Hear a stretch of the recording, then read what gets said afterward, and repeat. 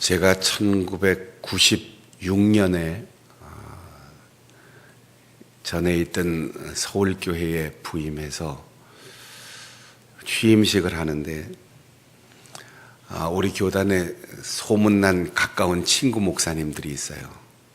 제가 나타나면 누가 꼭 그 목사님 어디 있냐 묻고, 그 목사님을 만나면 꼭 저에 대해서 묻고, 그래서 셋이 항상 같이 붙어 다니고 아주 친하게 지내니까 따로따로 떨어져서 이렇게 행사 때 나오면 이상하게 생각할 만큼 친한 목사님이 있어요.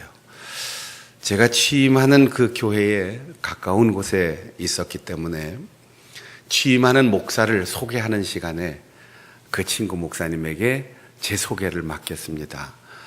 그러니까 대략 소개, 그러면 박순영 목사는 어디에서 태어나서 언제 예수를 믿게 되었고, 모 교회는 어디고, 신학교를 언제 입학했고, 언제 나와서 목사 안수를 받았고, 목회는 이렇게 했고, 이런 걸 쭉 경력을 소개하는 거죠. 그 친구가 담임 목사, 취임 목사 소개하러 나와서 이렇게 얘기하는 겁니다. 우리가 1976년에 입학해서 96년이 되도록 20년 동안 신학교 시절부터 전도사 시절 저 시골교회, 저 섬교회에서 목회하면서 서로 사귀어왔는데 20년이 지나고 목사가 되고 새로운 교회 청빙받아서 이렇게 담임 목사가 되도록 제가 저 사람을 잘 모르겠습니다. 이렇게 소개를 하는 거예요. 20년이 넘게 사귀었는데 저 사람 잘 모르겠습니다. 물론 애매모호하게 얼버무리거나 저를 모욕할 생각이 있는 게 아니고 이제 좋은 의미로 날마다 새롭게 노력하고 또 새로운 모습을 발견하고 끊임없이 자기를 성장시킨다, 이런 의미를 이제 쭉 얘기하려고 하는데, 서두가 난 저 사람 잘 모르겠습니다 이렇게 얘기하니까 거기에 참석한 모든 사람들이 깜짝 놀라고 당혹스러워하는 거죠. 우리가 예수 믿고 교회 나온 지가 10년, 20년, 30년, 어떤 분은 2대, 3대, 지금 4대, 5대 정도 우리 한국교회의 신앙의 가문을 이어오신 분들도 있을 텐데, 그런 분들에게 당신이 믿는 하나님이 누구입니까? 이렇게 물으면 여러분 말할 수 있겠어요? 나는 하나님의 사랑 속에 살아왔고, 하나님의 은혜 덕분에 살았고, 하나님을 믿고 살았고, 하나님의 기적을 경험했고, 그런데 하나님이 누구냐? 이렇게 물으면 뭐라고 대답하시겠습니까? 때로는 난 평생 예수 믿고 목회를 했고 신앙의 대를 이어서 여기까지 왔는데 죽는 순간 난 하나님 잘 몰라 이러고 죽는 사람도 있습니다.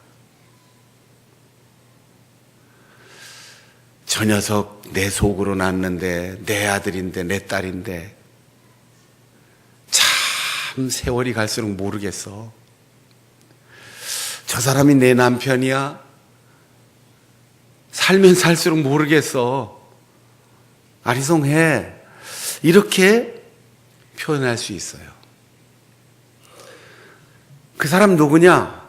박순영이라는 사람이 도대체 누구냐? 박순영 목사 알아? 어떤 사람이야? 이렇게 물을 때 여러분 어떻게 대답하시겠습니까? 여러분 교회 담임 목사인데 뭐라고 얘기하시겠어요? 박순영 목사 도대체 어떤 사람이야? 긍정 부정적인 면 다 있어요. 한번 얘기해 보시겠어요? 접근 방법이 다 달라요. 우선 어떤 면으로 설명을 하느냐? 내가 박순영 목사를 아는데 이러면서 그 사람 키가 몇 센치고 몸무게가 얼마고 건강 상태는 어떠하고 이렇게 설명하는 것을 이제 존재론적 설명이라고 그래요. 철학에서 존재론적 설명. 우리가 하나님이 어떤 분이냐 이렇게 질문할 때 하나님에 대해서 설명하기 시작하면 존재론적 설명부터 먼저 해야 되는데 그분은 영적인 분이다. 이렇게 설명을 하기 시작합니다. 하나님을 설명할 때 다른 이방의 신들이나 혹은 미신에서는 우리가 믿는 신은 저 뒷동산에 있는 바위덩이야, 고목나무야, 우리 뒤뜰에 있는 나무 속에 있는 족제비야, 저 깊은 산 속에 있는 호랑이야, 이렇게 대답할 수 있는데 우리가 하나님을 말할 때 하나님은 영적인 분이고 하나님은 영원하신 분이고 하나님은 세상을 창조하신 창조주이시다. 이렇게 존재론적으로 설명할 수 있고, 두 번째, 서로 어떤 관계 속에서 이해할 수 있느냐, 이걸 철학에서 상대적 속성, 하나님에 대해서 상대적으로 설명한다 그럴 때 우리가 사람에 대해서 이렇게 설명할 수 있는 거예요. 키가 몇 센치, 몸무게 얼마 이런 게 아니고 그 사람을 만나면 참 편안해져. 마음이 참 좋아. 인자하고 너그러워. 이렇게 설명할 수 있는 거죠. 똑똑하거든. 기억력이 좋아. 자상해. 이렇게 다른 사람과의 관계를 통해서 설명하는데 하나님의 성품, 어떤 분이냐라고 설명할 때 상대적으로 설명할 때는 하나님은 이 세상에 어디에도 없는 곳이 없다. 이걸 편재라고 해요. 하나님은 모든 곳에 다 있다. 이방 신들은 골짜기에만 있는 신이 있고 물속에 있는 신이 있고 강의 신이 있고 산의 신이 있고 나무의 신이 있고 바위의 신이 있고 땅속의 신이 있고 다 지역의 경계가 달라요. 그런데 우리가 믿는 하나님은 편재하시는 하나님, 어디에나 어느 곳에나 어느 때나 계시고, 영역이 달라지면 이방의 신들은 그 달라진 영역의 신들을 찾아야 되는데 우리가 믿는 하나님은 전능하신 하나님, 능치 못하신 것이 없는 하나님. 사람에 대해서도 이렇게 상대적 속성으로 설명할 때는 못하는 게 없어. 팔방미인이야. 재주야. 못하는 게 없어. 이걸 잘하는가 하면 저것도 잘하거든. 노래만 잘하는가 했더니 시도 쓰더라고. 아니 시인인가 했더니 고치는 것도 잘해. 이렇게 설명을 하는데 그 능력이 모든 것을 다 알고 모든 것이 다 가능하고 어디에나 계신 하나님. 우리가 하나님의 상대적 속성을 그렇게 편재, 전능하신 하나님, 전지하신 하나님 이렇게 설명을 하고, 그 다음에 그 속에 들어있는 성품을 이야기할 때 도덕적인 속성이라고 하는데, 사람으로 치면 그 사람 반듯해. 누가 뭐라고 해도 흔들리지 않아. 제 얘기하는 거 아닙니다.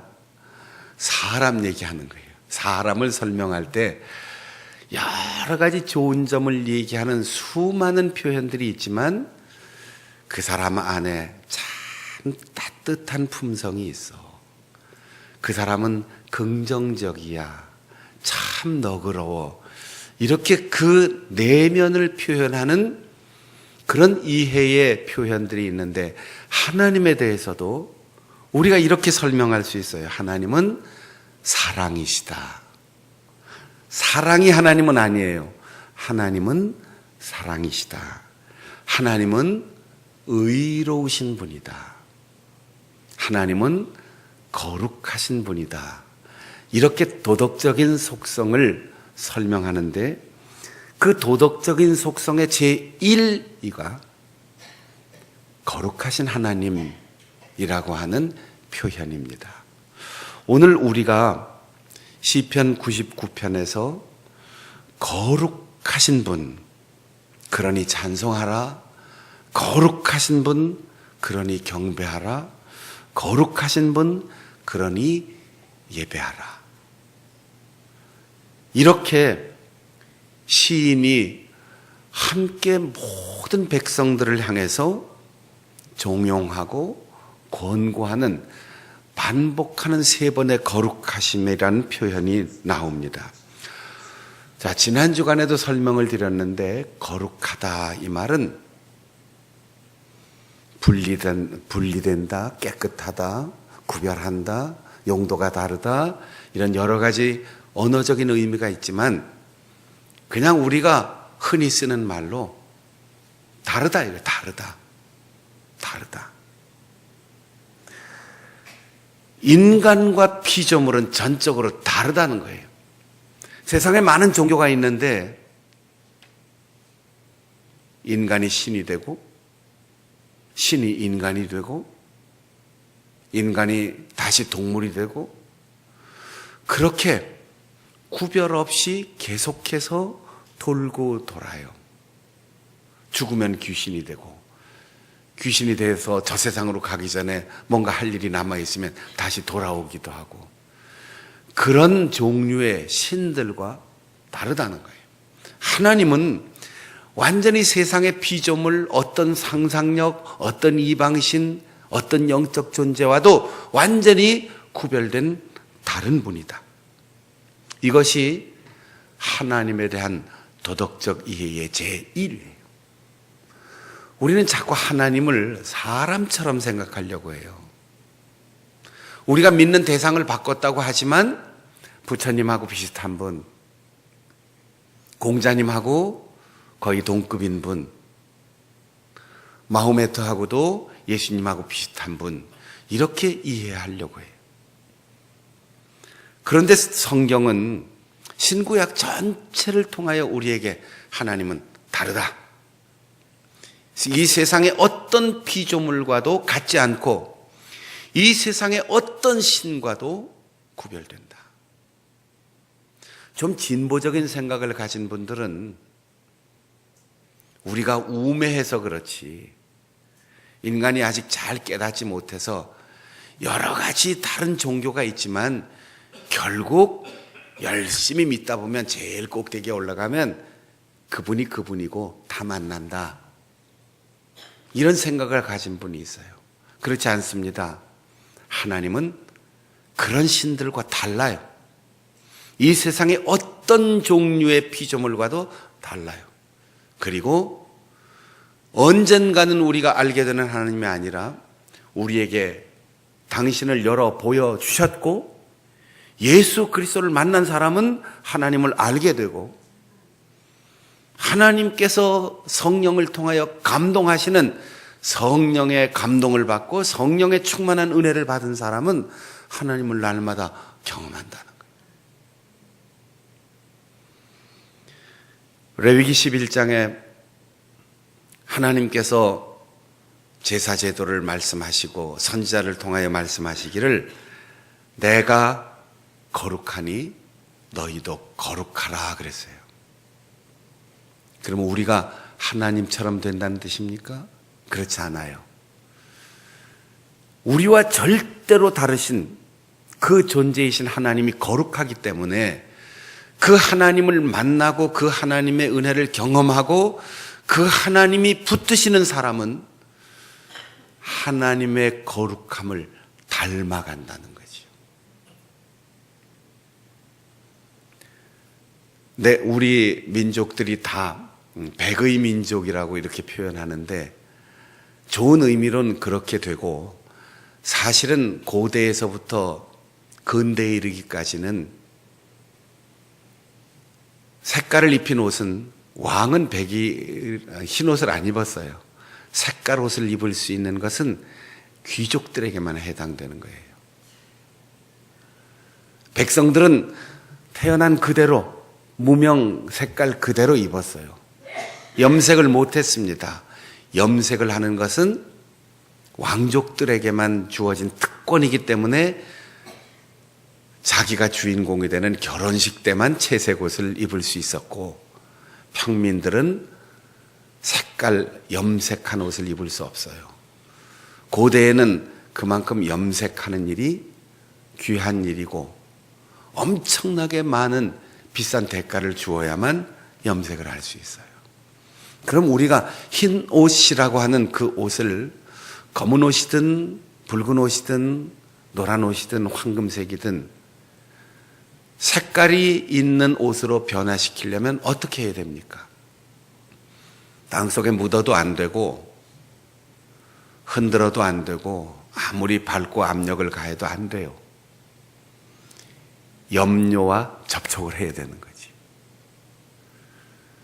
그 재료가 나무에서 풀에서 뽑아내는 것이든 아니면 조개나 어떤 다른 생물에서 뽑아낸 염료이든 그 염료가 접촉되어서 물이 들어야 그 색깔의 옷으로 변화되는 거지요.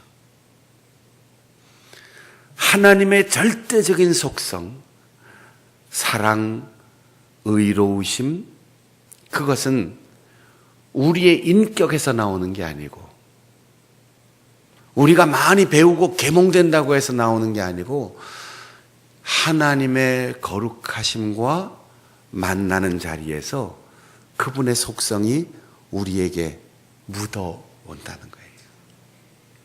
만일 우리가 계몽되고 우리가 지식이 향상되고 훈련되어서 사랑할 수 있고 의롭게 살 수 있다면 여러분 어린 시절보다 지금이 더 살기 좋아졌습니까? 물질력으로나 제도는 발달했지만 그때보다 우리가 더 따뜻하게 살아가고 있습니까? 지금은 거의 다 대학 나왔는데 다 사랑하며 살고 있습니까? 의롭게 살고 있습니까? 옛날에 국민학교 문턱도 못 나간 사람들보다 우리 더 사랑하지 못하며 살고 있어요. 배우기는 했고 암기는 했지만 훈련받기는 했지만 우리의 인격이 절대적인 사랑을 가진 분하고 접촉하지 못하면 아무런 소용이 없다는 거예요.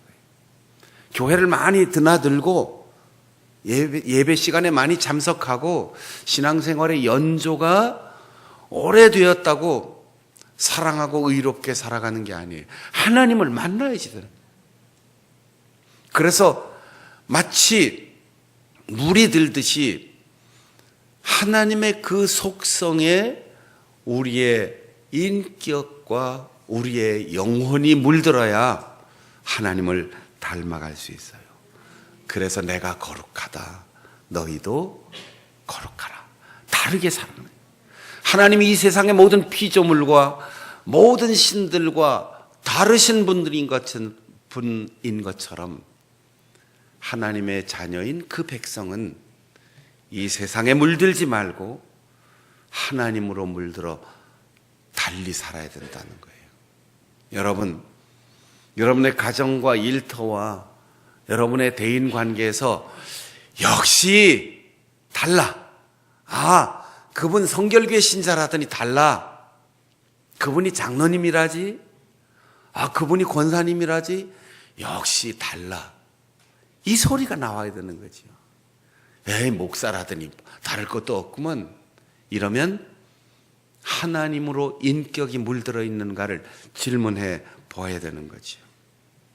그런데 우리에게 두려운 경고의 말씀이 있습니다.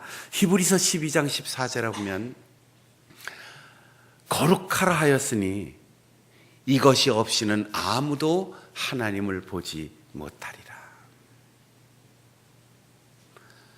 붉은색으로 물들인 사람들이 모이는 곳에 검은 물이 든 사람이 들어갈 수가 없어요. 색깔이 같아야 만나서 교제가 되고 대화가 되잖아요. 사복 입고 전투하는 군대의 편제에 들어갈 수가 없어요. 얼룩무늬를 입고 해군 함정을 탈 수 없어요. 해군의 제복을 입고 비행기를 조종할 수 없어요. 거기에 들어가려면 그 색깔로 물들어서 거기에 맞는 옷을 입어야 되는 거죠. 그렇지 않으면 그 속에 들어갈 수 없어요. 힘으로 들어갈 수 없고 지혜나 어떠한 수단을 써서도 들어갈 수 없습니다. 사랑하는 여러분, 내가 하나님의 색깔, 하나님의 성품으로 물들어 있는가? 순간마다 질문하셔야 됩니다. 언제 주님이 나를 부르실지, 언제 주님이 이 세상에 다시 올지 아무도 모르기 때문입니다. 매 순간순간마다 하나님 앞에 설 수 있도록, 하나님 앞에 설 사람은 예수 그리스도의 피로 깨끗하게 씻김을 받아 그 흰 옷을 입고 그 흰 옷을 주님 오시는 날까지 날마다 더러워진 오염을 씻고 빠는 사람이라고 계시록엔 말하고 있어요. 더구나 마태복음 5장 산상수훈에서 예수님께서는 하늘에 계신 너희 아버지의 온전하심 같이 너희가 온전하라. 아니, 어떻게 우리가 하나님이 아닌데 온전할 수 있습니까? 시작부터 불가능한 일 아닙니까? 우리의 능력과 우리의 노력으로 온전해질 수 있는 게 아니에요. 여러분, 무명옷이 붉은 옷이 되려면 어떻게 해야 됩니까? 붉은 물감하고 접촉하면 돼요. 오래 담가 놓으면 돼요. 하나님의 온전하심을 내가 닮아가려면 순간순간마다 무슨 일에나 언제나 하나님의 다스림에 순종하고 성령 충만하고, 그래서 우리의 생각이 순수해지고 무슨 일을 하든 나의 이기심이나 욕망 충족이 아니라 사랑 때문에 시작할 수 있는 것, 이것이 바로 거룩함, 성령 충만, 그리고 우리 교회의 이름 성결의 은혜인 겁니다. 하나님께서 우리에게 온전할 수 있다고 말씀하셨어요. 거룩하게 살아갈 수 있다고 말씀하셨어요. 인간의 노력과 행위로 가능한 것이 아니라 하나님의 속성으로 물들고 하나님과 더 가까워지고 하나님의 성령으로 충만하면 하나님이 그렇게 만들어 주신다는 거지. 저 사람 저런 사람이 아는데 어떻게 그렇게 사랑하며 순수하게 살아갈 수 있을까? 이 기적은 교육으로 가능한 것도 아니고 명상하고 훈련받아서 깨우쳐서 되는 게 아니고 하나님의 은혜로운 접촉, 이걸 우리말로 옮기긴 참 어려운데 감염된다 그러죠. 오염된다고 하지요. 부정적인 뜻으로 우리는 쓰지만 하나님으로 물드는 거지요. 성령 충만이 뭡니까? 하나님으로 가득하게 물드는 거예요. 원단의 색깔이 싹 사라지고 염료의 색깔로 물드는 거예요. 그러니까 검은 물이 들든 붉은 물이 들든 둘 중에 하나예요. 예수 그리스도의 피로 우리가 온전한 사랑으로 물들든 아니면 죄악으로 검은 물이 들든 둘 중에 하나입니다. 하나님의 절대적인 속성, 거룩함과 의로움과 사랑이 우리의 인격을 온전히 물들이면 그것을 가리켜 상대적 성결이다, 이렇게 표현합니다. 우리는 우리 스스로를 거룩하게 하고 우리 스스로 사랑할 수 있는 그런 조그만 인격의 가능성도 없어요. 우리 속엔 전적으로 부패한 것, 죄로 기울어지는 경향성을 가지고 태어났어요. 그러나 예수님께서 십자가에서 흘리신 피로 우리의 모든 죄를 깨끗하게 씻어주시고 거기서 머무는 것이 아니라 성령으로 충만하게 해주시면 우리도 예수님처럼, 우리도 하나님처럼 거룩한 사람으로, 의로운 삶을 살아감으로, 사랑하는 사람으로 살 수 있게 되는 거예요. 그래서 노력하라가 아니고 의지하라. 애쓰고 행위의 업적을 쌓으라가 아니라 주님의 은혜, 성령의 역사에 나 자신을 맡겨라. 이렇게 신앙적으로 지도하는 거죠. 하나님이 거룩하시기 때문에 그 거룩함을 아는 사람은, 경험한 사람은, 그 거룩함에 물든 사람은 첫 번째로 3절 읽어보겠습니다. 3절 다 같이 시작. 주의 크고 두려운 이름을 찬송할지니 그는 거룩하심이로다. 하나님이 다르신 분, 하나님은 거룩함의 본체가 되시는 분, 그러니 우리는 두려운 그분의 이름을 찬송하라고 그랬어요. 여기에 찬송이란 말은 우리가 지금까지 쭉 시편을 통해 읽어온 노래하라 이 말이 아니고 겉으로 드러나도록 표현하고 고백하고 인정하라는 거예요. 우리가 꼭 곡조가 있어서 이렇게 음악적으로 하는 게 아니고 말끝마다 무슨 말을 꺼낼 때마다 습관적으로 계속 반복하면 아이고 아예 노래를 부르네 이렇게 표현하잖아요. 그렇게 고백하라는 거예요. 하나님의 은혜입니다. 하나님의 거룩한 돌보심 때문입니다. 하나님이 베푸신 사랑 때문입니다. 하나님께서 내 인생을 인도하셨습니다. 이렇게 날마다 고백하라는 거예요. 내가라는 말이 우리의 목구멍까지 나올 때 그때 절제해야 되는 거예요. 하나님 은혜입니다. 당신이 나를 위해서 기도해 주신 덕분입니다. 여기까지 살아온 것 그분이 다스리셔서 내 인생 여기까지 왔습니다. 두 번째, 거룩하신 하나님 앞에 찬송하는 사람은 어떻게 해야 되는지 5절 다 같이 읽겠습니다. 너희는 여호와 우리 하나님을 높여 그의 발등상 앞에서 경배할지어다. 그는 거룩하시도다. 이 경배라는 말이 엎드린다는 뜻이에요. 발등상, 이 말 우리가 잘 이해가 안 되는데 그냥 쉽게 발판, 신발 신기 위해서 이렇게 딛는 발판이에요. 그보다도 내 자세를 더 낮추라는 거예요.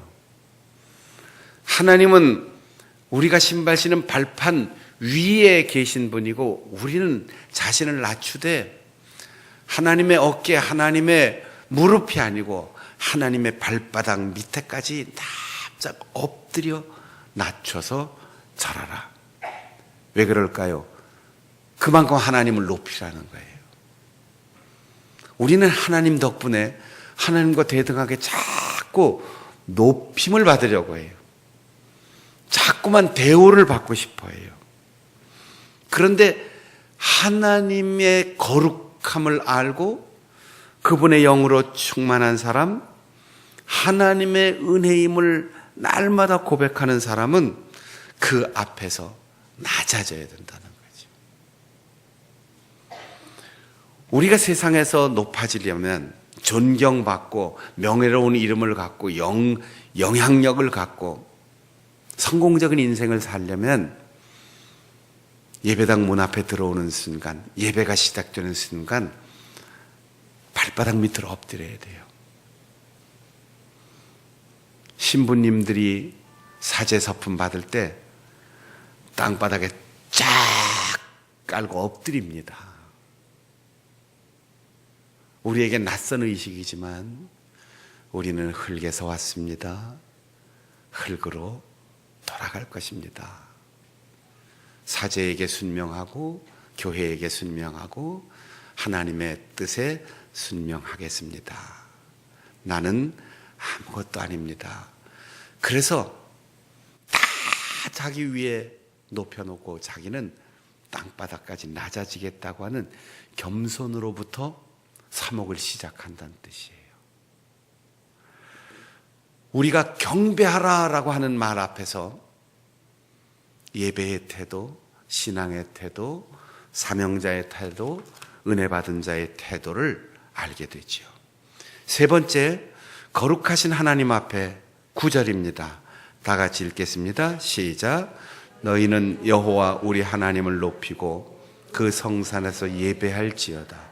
여호와 우리 하나님은 거룩하심이로다. 이게 비슷비슷한 말인데, 자, 찬송은 고백하고 표현하라. 경배는 낮아지고 높여라. 예배는 그 부르심에 응답하여 그 장소, 그 시간, 그 만남의 관계 속으로 나오라는 거죠.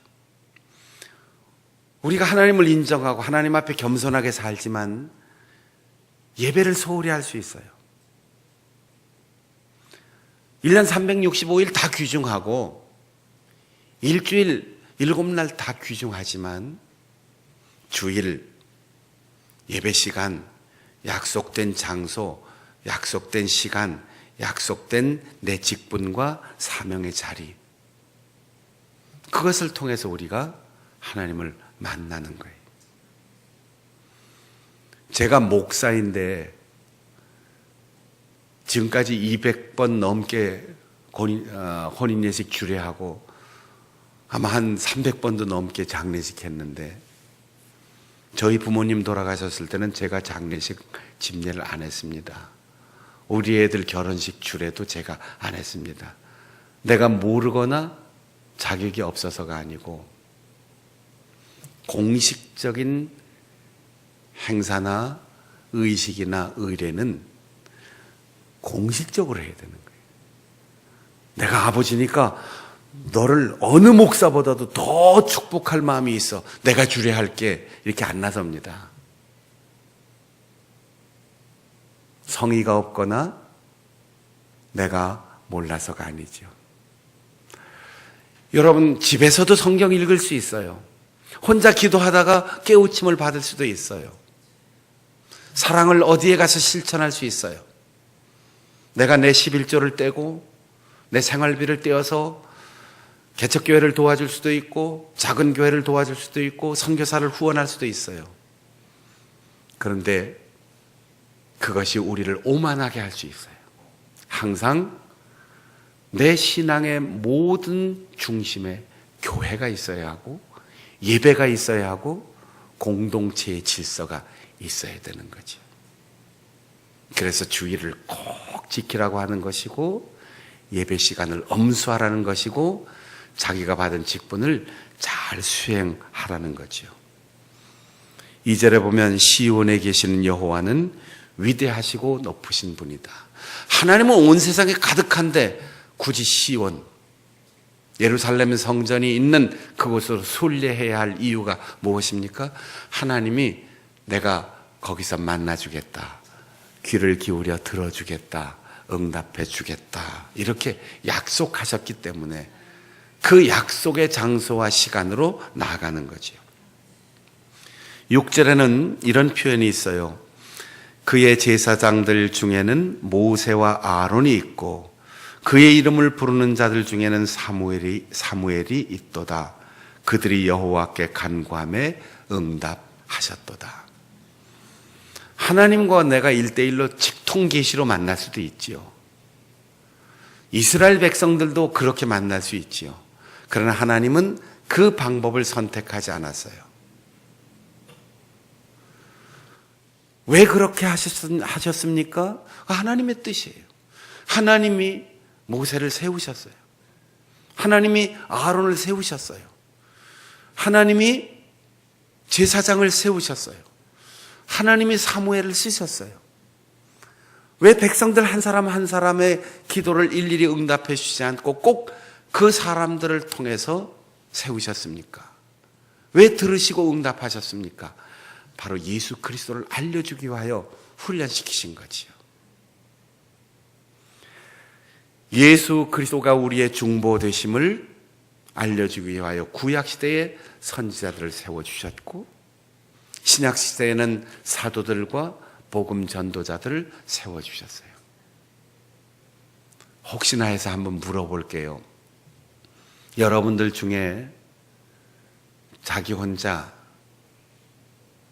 하나님이 세상을 이처럼 사랑하사 독생자를 주셨으니, 이 말씀을 꿈속에서나 아니면 공중에서 들리는 신비한 음성을 듣고 예수 믿고 교회 나온 사람 혹시 있으세요?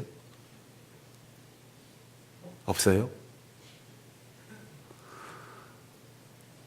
내가 전한 복음은 이것이다, 이렇게 하나님이 계시해 주셔서 복음의 설명을 듣고 새신자 양육 과정 다 마치고 그리고 산꼭대기에서 하산하신 분이세요?